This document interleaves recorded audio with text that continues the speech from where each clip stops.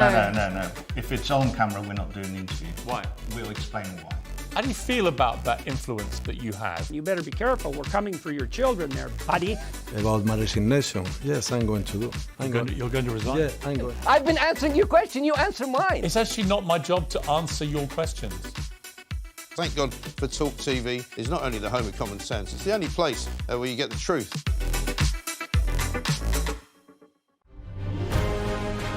On TV, on radio, and on your smartphone. This is TalkTV. Tonight on Piers Morgan Uncensored, Israel faces growing demands for a ceasefire as death and destruction in Gaza intensifies. How can it eradicate Hamas without killing many more innocent people? How far can it go without losing international support? What happens to Gaza if it wins? These are big questions. And tonight I've got a big guest who needs to have some big answers. I'll talk to the Israeli President, Isaac Herzog, one-on-one.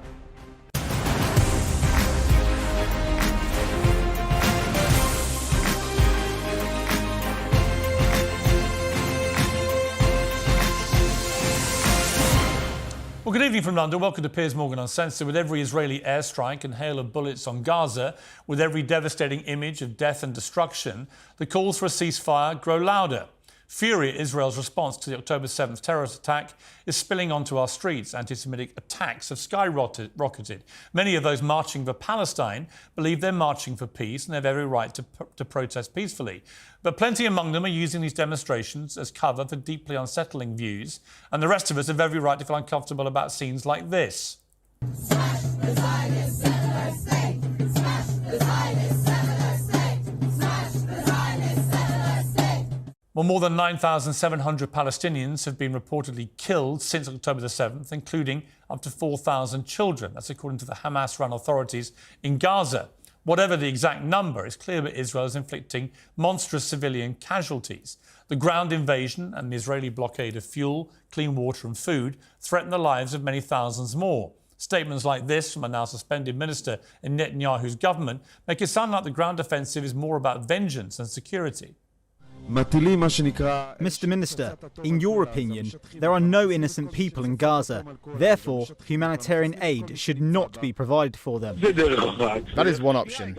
The other is to check what is important to them, what scares them, what will create the next deterrent for them. The fact that you kill them and they are not afraid of death, we must remember that. The Gazans can go to Ireland or deserts. The monsters in Gaza should find a solution by themselves. These are all powerful arguments for a ceasefire, but the bitter truth is that Israel must defend itself. When Israelis talk about an existential threat, they mean it literally. Hamas wants to wipe Israel from the face of the earth, from the river to the sea, they chant. They couldn't be clearer. Israel has a unique duty to its people, something the rest of us can only try to understand. Jewish people have faced centuries of pogroms, persecution, displacement, and the Holocaust. The State of Israel exists to provide a land where Jewish people know they can live safely and without fear of being murdered for their faith. But Hamas has proven that it will murder Israelis with impunity, knowing full well that many Palestinians will die in consequence. And it's been chillingly clear that it won't hesitate before doing so again. The existence of Israel is what causes all the pain, blood and tears. It is Israel, not us. We are the victims of the occupation, period. On October 7, October 10, October million. Again and again, everything we do is justified. So peace with Hamas is impossible. Israelis will never feel safe again. That unique duty to the Jewish people is existentially compromised. It will strike Gaza whenever it feels at risk, and as it's doing now, Hamas will hide its leaders among civilians and fire rockets from mosques, schools and water plants. Palestinians will be radicalised, and the cycle of violence and tragedy will continue. Israel needs to destroy Hamas, but it also needs to build the foundations for something new. That means recognising that Palestinians deserve a state too. It means curbing Israeli settlers in the West Bank and recognising the long oppression of the Palestinian people. It means new leadership on both sides. I support Israel's right to self-defence. I also believe Israel needs to win this war against Hamas. But how it wins the war matters deeply. The people of Gaza need proper aid and real safe zones. The rest of the world needs proof that Israel can do this without catastrophic civilian deaths and by obeying international law. Right now, it's facing more questions than it has answers. Well, tonight I'm putting those questions to Isaac Herzog, the President of Israel, who I interviewed earlier today. It's a powerful and at times emotional interview with a head of state who doesn't mince his words. And I'm joined now by the President of Israel, Isaac Herzog. Mr. President, thank you very much indeed for joining me. I appreciate you're obviously very busy at the moment, and I appreciate you taking the time to talk to us. Let me start by taking you back to October the 7th, the day that was a catalyst for this new war. Where were you that day, and when did you hear about what had happened? It was 6:30 in the morning. I was planning to wake up at around 7:30 because it was a holiday, a Saturday, and a vacation. Actually, the entire week before was a national vacation because it was the Feast of Tabernacles. And I was planning to go to synagogue to celebrate the new opening of the Bible, as we read each week a portion of the Bible. And so it was Genesis. And sirens broke. The silence in the entire neighborhood were torn to pieces by immense sirens and then booms and booms and booms. We immediately realized that we are under missile attack. It was a huge missile attack. In hindsight, we know that there was well over 2,000 missiles launched at all of Israel from Gaza. And the shock was huge, but we ran to the shelters. But we didn't know whether there was anything else. We assumed, okay, missile attack for some reason. I was telling my wife there's a missile attack. And then we opened the TV and started getting the news, endless news, about atrocities all throughout our southern border, about people being locked in shelters and burned and under attack. And they call the emergency services, they call the studios of television. They speak to the anchorman who's on TV and say, "Save us, help us, help us. We're under attack. We're being butchered. We hear the enemy. We hear Arabic behind the door, etc., etc." And all hell broke loose. We've gone through the worst atrocity as a nation since the establishment of the State of Israel, the highest amount of Jews killed since the Holocaust, about 8 or 9 times 9/11 in terms of our national proportion of casualties, but it doesn't end. The cup is filled with poison. It doesn't end. We meet families all the time. I met the Almog Goldstein family. You have 3 generations, grandparents, parents, children, and many abducted and also killed and missing. And it goes on and on and on all the time. You wrote a piece in the New York Times about this, and you talked about going to one of the kibbutz which were attacked and how you had to wash blood off your shoes and how the meetings you had with the families of those who've been taken hostage were the most difficult meetings of your life. Tell me about that. In Be'eri, when I went in to see the havoc, the atrocities, the burning homes, in one of the homes, when I walked in, there was a pool of blood still drying. There were scalps. There was a woman's scalps with a rake holding it. That shows how atrocious these people were, how villains they are, how crazy, animalistic and barbaric and sadistic they are. And you walk and the house is totally ruined, but you see a picture of grandparents and parents and children hanging on the security room where they had their shelter, and the shelter was, of course, totally burnt. And I assume they're one of the burning bodies there. I mean, families were tied up in barbed wires and burned together. I could only think what they said to the Almighty before they parted earth. And then I went, and since then I keep on meeting families of the hostages. Endless stories. Why would Kfir, a 9-month-old baby, be hijacked? Now he's already 10. His grandmother told us, sorry, he's 10 months old. Okay? Why would Leah, 3 years old, be hijacked where all her family is being killed? They just took her. And so forth and so on, endless stories of atrocities on the one hand, and the worst of all is not knowing the fate of your loved one on the other hand. a clear crime against humanity, clear genocide took place in that area. Incidentally, the biggest peace-loving area in Israel, where the center of the peace movement was. Your father, Chaim, who later became president of Israel, and in fact you're the only father and son to ever achieve that highest office, he was in the British Army in World War II as an intelligence officer in the armoured formations. He fought the Nazis. He took part in the Normandy invasion. He helped liberate Holland and Belgium, amongst other things. He helped capture Heinrich Himmler, one of the main architects of the Holocaust. He took part in the liberation of the Bergen-Belsen concentration camp. And he talked about, when he was at Belsen, telling the survivors he was a Jewish officer from Palestine and how they burst into tears at this. And you have said before, I'll never forget how he described to me the horrors that unfolded before his eyes as one of the first liberators of the death camps, including Bergen-Belsen, the human skeletons in the striped pajamas, the hell on earth, the stench, the heart of darkness.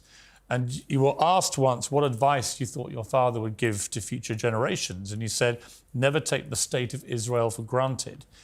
Did you ever imagine, when your father was telling you these stories, that you yourself would walk into a scene like you did in that kibbutz, which was so reminiscent of the horrors of the Holocaust?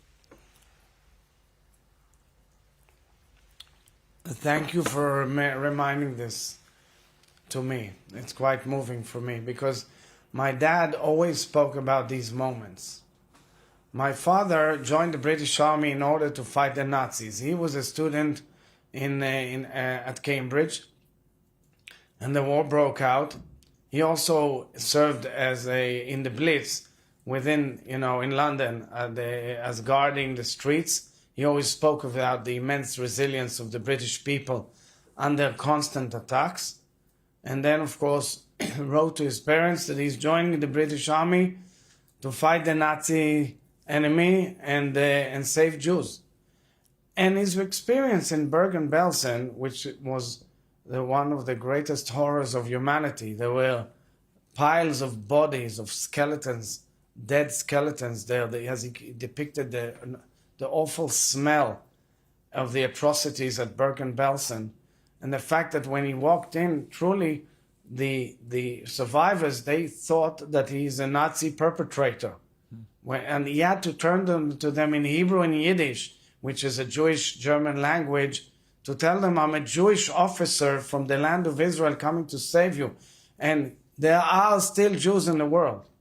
So that's why it was imprinted in his being, and that's how he passed it on to me and to our families. Never take the Jewish state for granted. This is our safe haven. That's where Jews from all over the world, from well over 100 countries, came forward and reestablished their ancient homeland. And the lesson I took from my father is never, never again. Jews will not accept, the Jewish state will not accept these atrocities within its borders, killing its citizens. And we have complained and said and mentioned endlessly to the world that we are under terror attacks constantly. Almost 10,000 missiles were launched at us since we pulled out of Gaza in 2007, all from Hamas. We've alerted the entire universe and the family of nations that there's an empire of evil from Tehran emanating with a whole culture of hate to eradicate all of us. And I say to my friends all over the world, especially in Europe, guys, if it weren't for us, Europe would be next. Because the culture of hate that these guys have brought forward, ISIS, Al-Qaeda, Hamas, and Islamic Jihad, and the Houthis in Yemen, and their entire culture of hate simply wants all of us out. They don't accommodate Jews, Christians, or even moderate Muslims. They are seeing the inclusion of Israel in the region, a vision of peace which we all believe in, as a threat to them. And most importantly, all they want is to chop our heads and get to you guys next. This is the real challenge of the world today.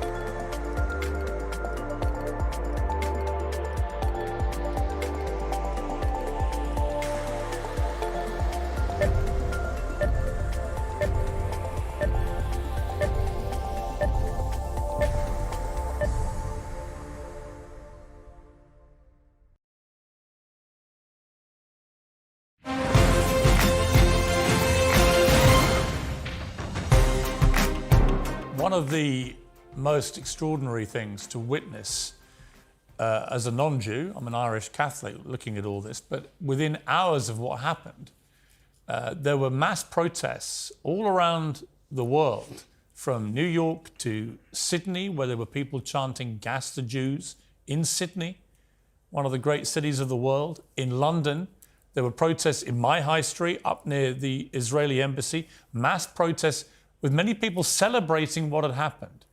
And I found that unconscionable, that any human being's first reaction to this appalling terror attack would be one of jubilation. We then saw US professors at American universities, one at Cornell, caught on camera saying how exhilarated he felt by what had happened. We've seen students again at American universities beaming pro-Hamas rhetoric onto campus walls. We've seen Jewish students barricading themselves in libraries for fear of their safety from chanting mobs. And in these protests in London and New York and others, many people there, pro-Palestinian protests, chanting jihad and from the river to the sea. When you see all this as a reaction to this appalling attack on Israel, how does that make you feel? You know, I was talking to my wife the other day. I still remember September 93. In September 93, 13th September, there was a ceremony at the White House lawn where Prime Minister Yitzhak Rabin and the leader of the Palestinian National Movement, Yasser Arafat, shook hands under the auspices of President Clinton and signed the Oslo Accords, or started them, and the entire nation was watching it. And I was telling then my wife, we had a baby, we had 2 babies. This, you know what? Perhaps our children will not have to fight. Well, that reality has been shattered long ago. And we understand that we always will have to fight. And as opposed to previous generations, we have now the State of Israel. And we have the tools to fight, and Jews can fight all over the world. Jews are threatened. I have friends from all corners of the earth, people I grew up with, I studied with. They are extremely frightened. And I had friends, including one of your most distinguished colleagues who was in Israel last week, told me I feel much safer in Israel. He's Jewish. Now, this is unacceptable because history teaches us that anti-Semitism is always the beginning, but the tragedies unfold to all other human beings. This is the greatest disease of humanity. Anti-Semitism is the greatest disease of humanity. What these people are chanting is not only immoral and unjust, but it's a reflection of their own knowledge of things or their own moral compass. How could you justify, truly, how could you justify chopping children's heads? How could you justify burning entire families? How could you justify raping women of all ages and taking them hostage? How could you justify tearing off people's, women's and men's scalps? How could you justify these horrific atrocities? Broadcasting live how you carry out these atrocities. Taking a mother's iPhone and broadcasting to the her entire WhatsApp group how you are torturing her husband, killing her daughter and her young children. And this goes on and on and on. This is a test for humanity and a moral call for moral clarity. And human beings and leaders must be outraged and understand that when you give a nation the right for self-defense, it has a right for self-defense. The American Congresswoman, Rashida Tlaib, tweeted, "From the river to the sea is an aspirational call for freedom, human rights and peaceful coexistence, not death, destruction or hate." What is your response to that? She simply, above everything else, I mean, all these atrocious comments, all this terrible view of things, she simply doesn't know history. The world recognized the Jewish state's right for independence in November 1947 in the UN General Assembly. The family of nations accepted. Our borders were, of course, agreed. That border was violated by this terror attack. And we've strived for peace all throughout since then. We've extended our hand for peace. We signed peace agreement. We defended ourselves. We fought for peace.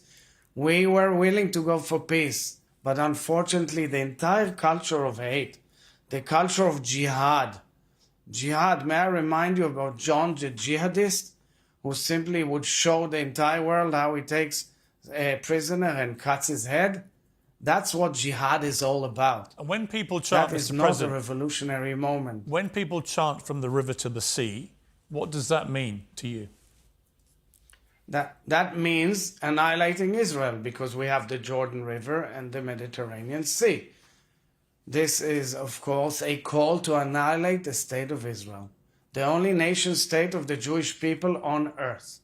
The Jewish people have founded this state after returning to their ancient homeland, rebuilding it, and being recognized by the international community, unfortunately, following the worst atrocity of humanity, which is the Holocaust, where 6 million of our people were burnt, gassed, killed, and tortured, and killed by all sorts of the most terrible means in the most violent attack humanity has seen, whereby the forces of good, led by the United States of America, by the British, the United Kingdom, of course, by the USSR in those days, they all, and together with all other nations, had to fight the Nazis and their allies and liberate Europe.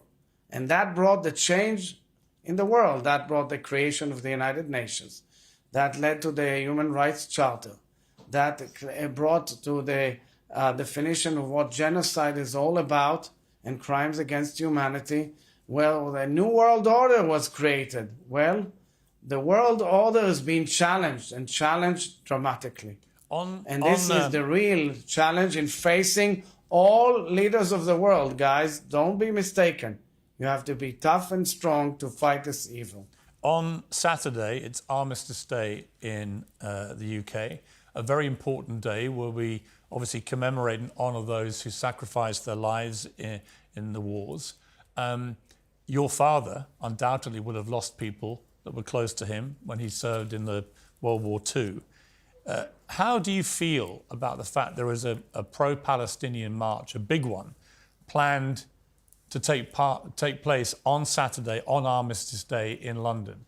There are calls here from many people now for this march to be banned, because many of the people marching in these marches have been chanting jihad from the river to the sea and other things like that. It's atrocious and hypocritical, and I call upon all decent human beings to object to the march and ban it, because the symbol of that day is a symbol of victory, and it's a symbol of doing good, because when you fight evil, sometimes you have to fight. You have to fight evil in order to uproot evil. Unfortunately, we live with evil throughout the ages. And what we are seeing constantly is unbelievable evil. Unbelievable evil. We've seen terror. We've been harassed by terror all our lives. Terror is what stopped the Israeli-Palestinian peace. Terror is what undermines peace. We were in a historic process for the last 50 years of inclusion of Israel in the region, of peace agreements with Egypt, with Jordan, and the accords with the Palestinians, the Abraham Accords, which of course 4 other Arab nations signed with us, the United Arab Emirates, the Kingdom of Bahrain, the Kingdom of Morocco, and Sudan. They all signed with us agreements. We were moving forward. We had serious deliberations about the possibility of signing a peace agreement with Saudi Arabia and normalization. Well, this attack is part of a grand scheme to undermine this process of inclusion, doing peace, and turn the region into a region of war. And that is why world community has to be forceful and strong and oppose all these efforts and move strongly towards the inclusion of Israel in the region while giving security to Israel and all its neighbors. How do you feel? Commend world leadership. I commend President Joe Biden, Prime Minister Rishi Sunak, and the opposition leader Starmer, and Prime Minister and President of France Macron, and many others, of course, who've stood up with us against this process of evil. And this is the test of humanity and the entire world community these days.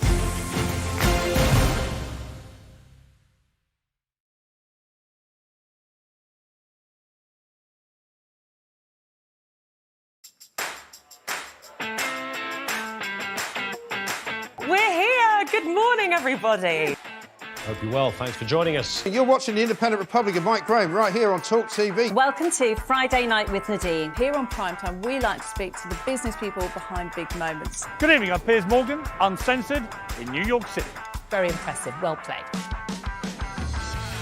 I'm 3 days into the job. What have I done wrong? Yeah. And your face just stared out at me. Me and you conquer time. Who wins? You. Do you know what I love about Talk today? We do it all. Sunak, Suella, scones. Are you actually speech rating for Rishi Sunak? I'm so rich. Frankly, I'm going to take the side of boozed up Brits against these pompous What, do you mean you're not going to support Mayor Jose Luis I am Sanz? not. Stop pandying to the NIMBYs, to the naysayers and the National Society for the Preservation of the Habitat of the Lesser Spotted Newt. The problem lies in the bureaucracy. It's almost like those highly paid consultants don't really know what they're doing. The first thing they teach you in weather school is never confuse dog walkers with doggers. Twitter, you sons of Can you please reinstate my account? Yeah, Thank you. There's a threat that you'd be worried about. So are you saying that you're being overwhelmed, that you're inundated? We are really working hard for you. We're just asking patients to be patient with us. Are we only going to be trusting sources like Meta and Google and Facebook and X, formerly known as Twitter? Where is our unbiased news going to come from? Welcome to the talk. It's really great to be back. My little darlings. Kids think all they have to do is stay at home, be silly, take pictures of everything. Just shut down TikTok then, yeah? Problem solved. Yeah. Problem solved.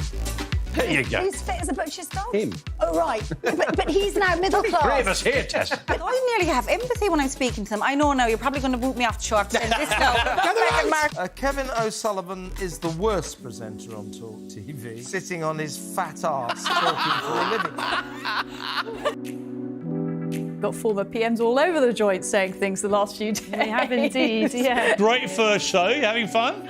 Oh, a ton of fun. Yeah. King Piers and King Cube. I think it's only room for one king, man. You know what I'm saying? Just because they're skin folk don't mean they're kin folk. When I say I am God, you think I'm joking or not? You tell me. I'm not joking. I'd rather do it on camera. No. If it's on camera, we're not doing the interview. Why? We'll explain why. How do you feel about that influence that you have? You better be careful. We're coming for your children there, buddy. About my resignation, yes, I'm going to do. You're going to resign? Yeah, I'm going. I've been answering your question. You answer mine. It's actually not my job to answer your questions. Thank God for TalkTV. It's not only the home of common sense, it's the only place where you get the truth.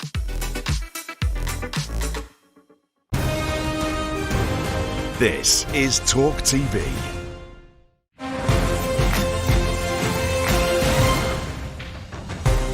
Talk now, Mr. President, about Israel's response, because I wanted to give you enough time to really explain how you feel as the president of a country that suffered that terror attack, and you've done so very evocatively and very powerfully. But as you know, there is mounting concern over the scale of Israel's response to what happened. Many people talking and asking the question, what is proportionate? In your mind, is there any response that could be deemed proportionate, or will you do whatever it takes as a country to eradicate Hamas? So first, let's understand the rules of international law, because most of nations tell us you have the right to defend yourself. We are speaking about almost 20 years of bombardments from Gaza, on and off. ceasefires, agreements, operations, wars, whilst looking for ways and means to change the equation toward peace. Gaza was taken over in 2007 by a brutal coup of Hamas. It was taken out from the hands of the Palestinians, Palestinian Authority, which is controlled by Fatah movement, and they literally butchered their family members and took over Hamas and leading it into a platform of war by Iran. They filled it up with ammunition rather than doing anything possible to help their own people and upgrade their living standards. They kept on fighting and fighting. In the last 2 years, there was progress. Israel agreed for the first time to open up Gaza for Gazan employees to come to work in Israel. Tens of thousands of Gazans were employed in Israel, and money flowed in. They broke bread and money flowed in, and the economy grew. Little did we understand, naively, that many of those working in Israel also collected and gathered information about their employees, had given information to Hamas as to where each house is, where to land with your gliders, how to break into your fence, and how to get to the cities and towns in which they worked in.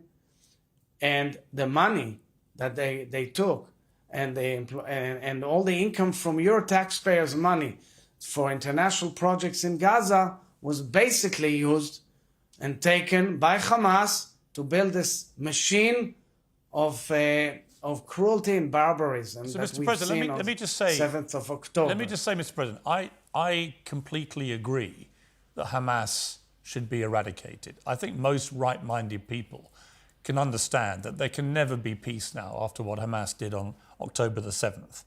But like I say, many people are looking at Israel's response now. Nearly 10,000 Palestinians have been killed since October the 7th. These are figures, I must say, which are reported by the Hamas-controlled Palestinian Health Ministry.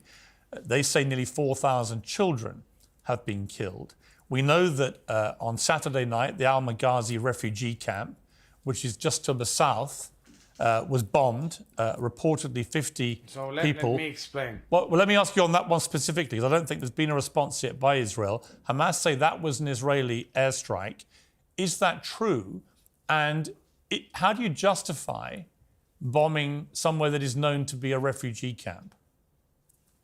I'm not aware of this at all, and there's a lot of fake coming out of Hamas information channels. But first, let me explain to you what's happening. When you have the right for self-defense, you have the right for self-defense. We have been attacked from people's homes. We have been attacked from schools, from mosques, from shops, and people's living rooms. Now, you or your viewers, do they have a bomb? Do they have a missile? Do they have a mortar in their living rooms? There are missile launchers that send missiles 200 kilometers. That must be a huge missile.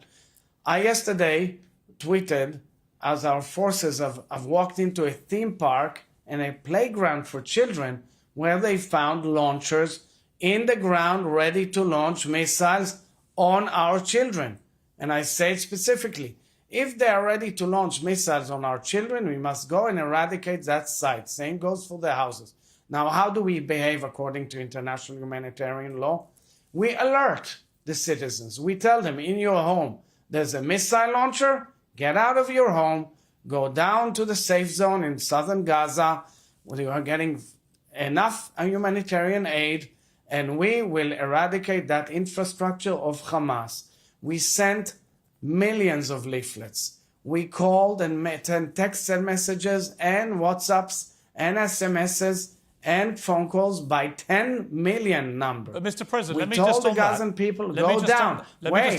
So at the end, we have to go out and we have to go in and eradicate that infrastructure. Of course, we check ourselves with lawyers and jurists. We try to make as safe as possible, not to hurt civilians. And believe me, and I say it outright from the bottom of my heart, we care for every civilian in Gaza. I care. And I can tell you stories about me helping Gazan citizens all throughout my career. But with all due respect, there comes a moment where you have no other choice. Because if we will recur again, we'll go through the same atrocities again. But I understand, that Mr. President, let me, must to be clear, be eradicated. As I said, I absolutely support Israel's right to defend itself. In fact, I think you have a duty as a country and a responsibility to your people to try and stop Hamas doing again what they did. And only last week, a Hamas spokesman said that they would try again and again and again to replicate what happened on October the 7th. So you don't need to keep telling me how bad Hamas are. I get it, and they have to go. It's just how you do this. And that is what is coming under criticism. Queen Rania of Jordan has called for an immediate ceasefire in a new interview. She says there has to be a collective call for a ceasefire. I know some who are against a ceasefire arguing it will help Hamas. However, in that argument, they are inherently dismissing the deaths and, in fact, endorsing and justifying the deaths of thousands of civilians. That's not just morally reprehensible, short-sighted, and not entirely rational. If Israel, she says, managed to eliminate all of Hamas, the root cause of this conflict is its illegal occupation and routine human rights abuses, illegal settlements, disregard to UN resolutions and international law. If we do not address the root causes, you can kill the combatant, but you cannot kill the cause. What is your response to Queen Rania? I don't intend to start arguing with Queen Rania because I know exactly the considerations and the limitations of the Jordanian regime under the circumstances, but I would expect a much better understanding of the situation on the ground. First of all, there must be no justification under any circumstances, none whatsoever, to the atrocities that we have seen and gone through, and no justification to terror, none whatsoever. By the way, this hate regime that attacked us, the first thing they'll do, unfortunately, they'll try to attack Jordan as well. We're all in this together. They'll try to attack other regimes as well. They're all in this together. We're all in this together. We're all nations who want to move to peace, and we're attacked by this philosophy of hate of Al-Qaeda, ISIS, Hamas, Jihad, and the rest. They want all of us out of here, and they all want all of us wiped off, and they want a major Islamic fundamentalist regime throughout the Middle East. That's the real story, and that's the real challenge. With all the respect regarding settlements and all that, these are issues that are being discussed in a peace process. They should be discussed in a peace process. There are many ideas to have peace between us and the Palestinians, and how to move towards solutions such as the two-state solution. But it cannot happen if you support or if you give any credit in any way, directly or indirectly, to terror. We cannot accept terror. We have to fight terror. And then, when we fight terror, we can sit down and talk. We tried sitting down and talking for decades already. Unfortunately, like I said, Mr. remember, President, in the 1990s, Piers, in the 1990s... I remember. In the 1990s, terror, suicide bombers killed the process. That's the same like now. That's their tactics. That's how they do it. But there are many people, Mr. President, as you know, the entire region to fight terror. I understand that. And like I say, I agree with the mission statement to get rid of Hamas, but I share people's concern about the sheer scale of what is going on in Gaza, not least the mounting humanitarian crisis. You have over 1 million people whose homes have been displaced. Angelina Jolie, the actress, is also a special envoy to the UN High Commission for Refugees. She said this is the deliberate bombing of a trapped population who have nowhere to flee. Gaza has been an open-air prison for nearly 2 decades and is fast becoming a mass grave. 40% of those killed are innocent children.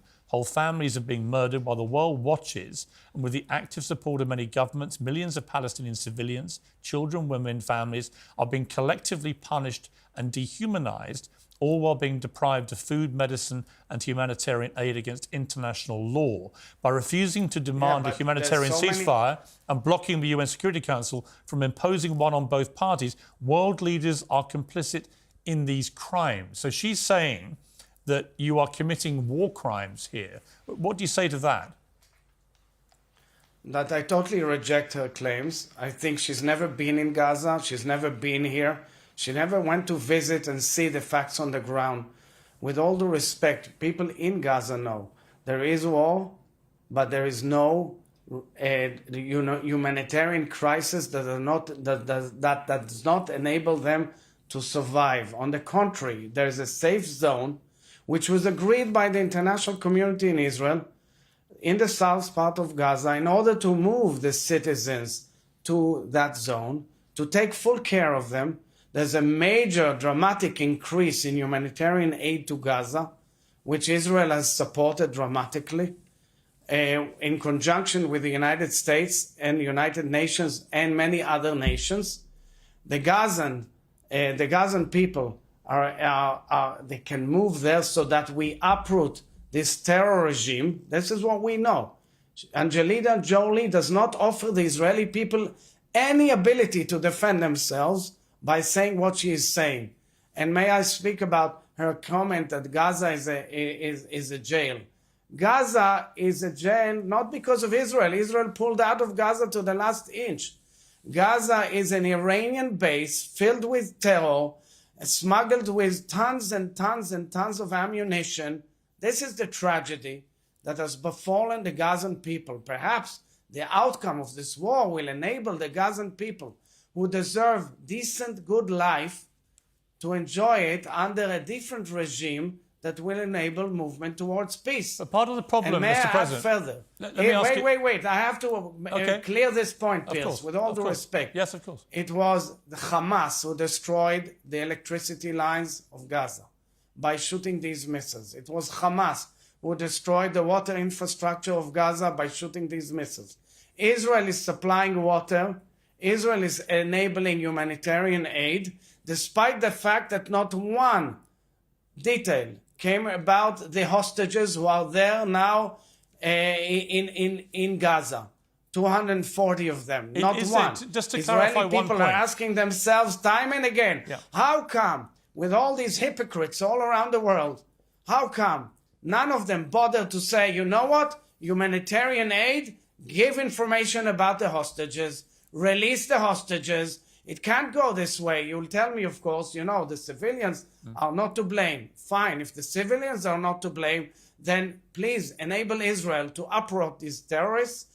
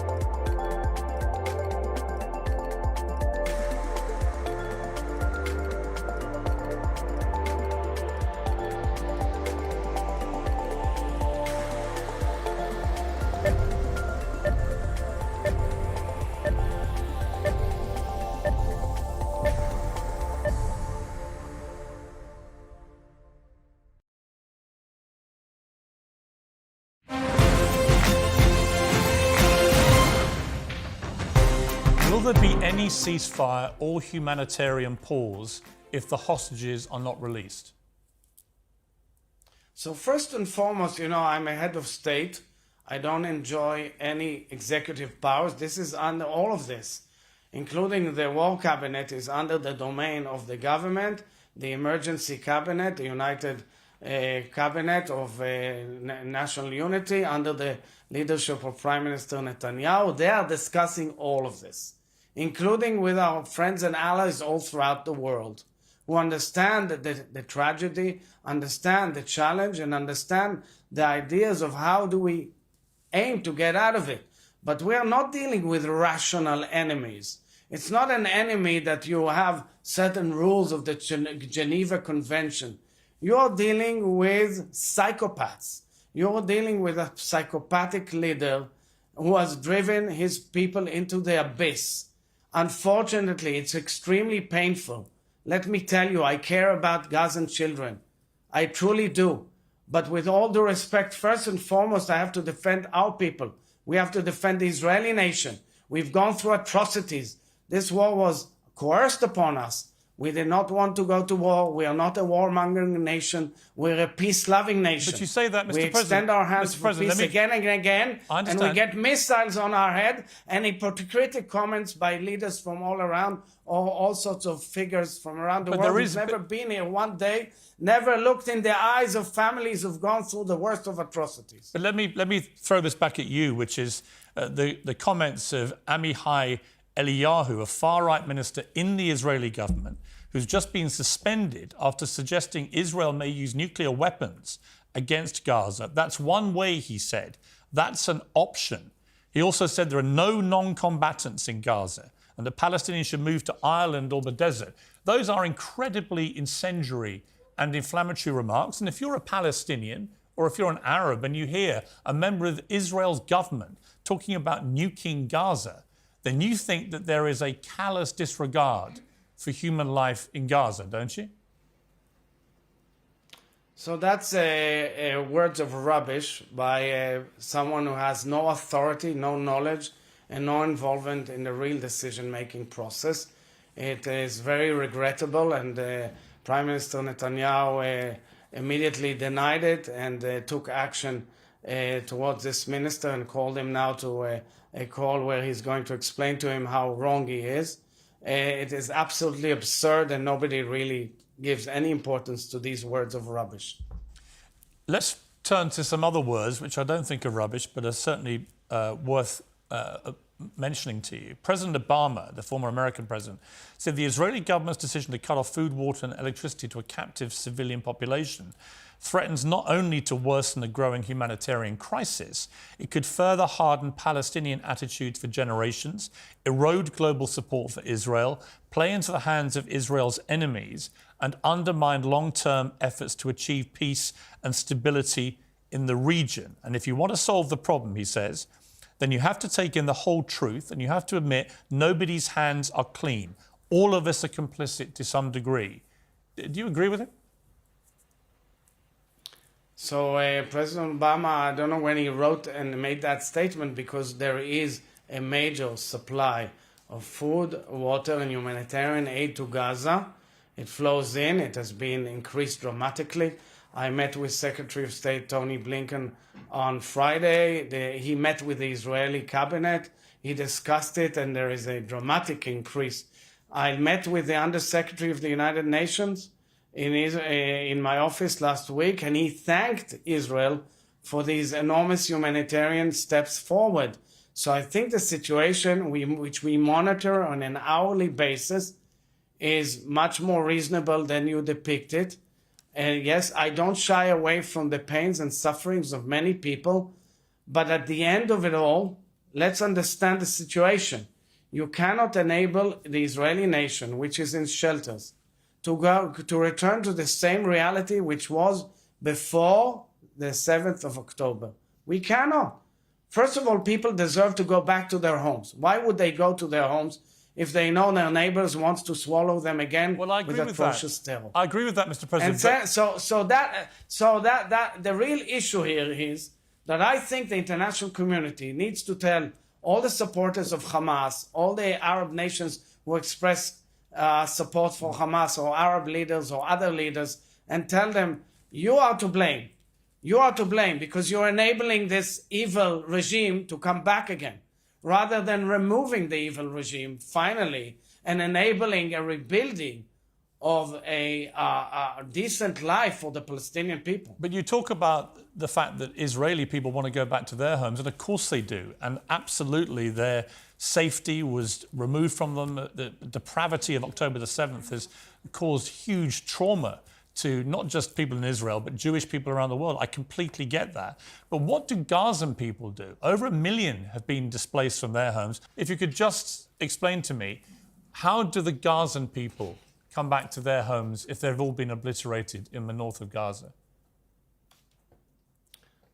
They will be able to rebuild their homes like in the past. It's not the first time that they were under war, unfortunately. It's extremely tragic. But you don't give me an answer to how exactly am I going to live with the fact that in their homes, and they saw these missiles from their homes. They saw the terrorists coming out of their homes. They saw the tunnels dug in their homes. They saw their mosques being filled. They saw their hospitals.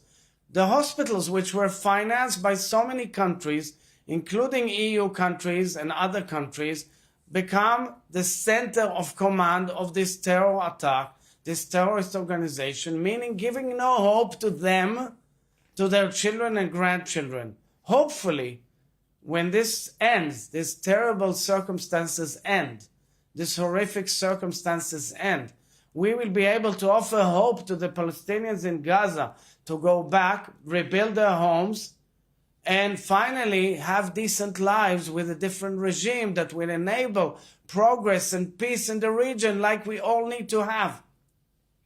Final question. Many people would agree with you that Hamas has to go before any peace can be achieved. But many people also, including many Israelis, according to latest polls, believe that it cannot be achieved with Prime Minister Netanyahu still in office either. Many think that what happened on October the 7th was a catastrophic failure of security and defence, and the buck should stop with him. You yourself have said before about Netanyahu, I'm not sure he has the guts to do it with regards to moving towards peace and a two-state solution.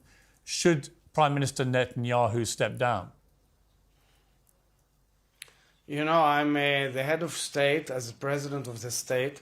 The political system has its own processes. I made clear in a national speech from the parliament that the day after the war will come where all these issues will be discussed. We are a vibrant democracy. We don't shy away from anything. But right now, we're all united. We're all united in one goal. We must return the hostages back. We must overcome and prevail against our enemies. And we must bring peace and security to our borders and our peoples. This is my only aim at this point. Mr. President, I really appreciate you giving me so much time, more than you planned to, and I acknowledge that, and I appreciate it. And thank you very much indeed for joining me today. Thank you very much.